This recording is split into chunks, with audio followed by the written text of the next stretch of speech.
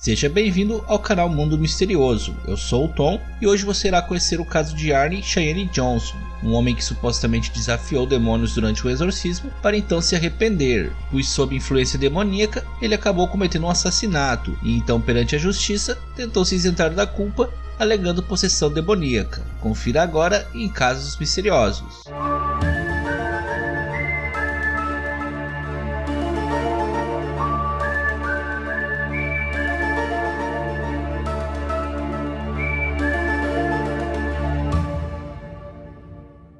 Este caso teve início no ano de 1980 nos Estados Unidos, na cidade de Brookfield, no estado de Connecticut.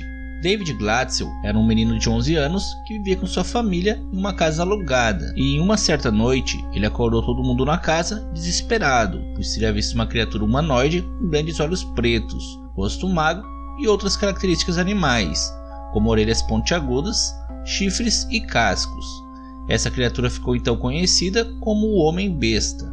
Segundo David, nesse primeiro contato, além do susto, o Homem-Besta apenas disse para ele ter cuidado. Já nos dias seguintes, a família de David notou que sua personalidade estava muito diferente. Ele costumava ser um menino alegre, mas que desde o ocorrido andava sempre quieto e nervoso. Então a sua irmã chamada Debbie pediu para o seu noivo Arne Cheyenne Johnson passar algum tempo na casa, pois assim talvez o menino pudesse se sentir mais seguro e tranquilo. Mas as coisas não melhoraram, pois David teve mais contatos com o Homem-Besta, que prometeu a ele que iria roubar a sua alma. Para piorar, David também começou a ser machucado enquanto dormia. Às vezes ele acordava com arranhões e feridas muito estranhas em seu corpo. Além disso, todos na casa ouviam ruídos muito estranhos que vinham do sótão, e Arne, que estava lá para tentar ajudar a família, não conseguia encontrar nenhuma lógica para o que estava acontecendo. Então a família procurou a sua igreja, que então conseguiu enviar um padre para benzer a casa. Mas isso também não ajudou na situação, pois as visões de David começaram a ser mais frequentes, os barulhos no sótão se intensificaram e David passou a rosnar e também falava em idiomas estranhos, com a voz bastante modificada. Durante as noites, sempre tinha que ficar alguém com o garoto enquanto ele dormia, mas ele acabava acordando frequentemente e muitas vezes tendo convulsões. Sem saber o que fazer, o padre que tinha benzido a casa entrou em contato com os famosos demonologistas Ed e Lorraine Warren, que foram até a casa para tentar ajudar a família. Enquanto Ed entrevistava David, sua esposa Lorraine, que é uma clarividente, disse que viu uma forma nebulosa e escura ao lado do menino, e logo ela sabia que estavam lidando com algo de natureza maligna. Em seguida, o menino disse que mãos invisíveis tentaram sufocar, e haviam de fato marcas em seu pescoço. Ele também afirmou ter a sensação de estar sendo fisicamente agredido, e a essa altura estava claro para os Warrens de que o menino havia sido possuído. Então, de acordo com eles próprios, foram realizados 3 exorcismos nos dias seguintes, a fim de livrar o menino de supostamente 43 demônios que haviam tomado posse de sua alma. Durante um dos exorcismos, Arne tomou a decisão da qual ele viria se arrepender depois. Ele provocou os demônios e os desafiou a possuírem ele ao invés do menino. Então, com o menino exorcizado, por enquanto, tudo parecia normal.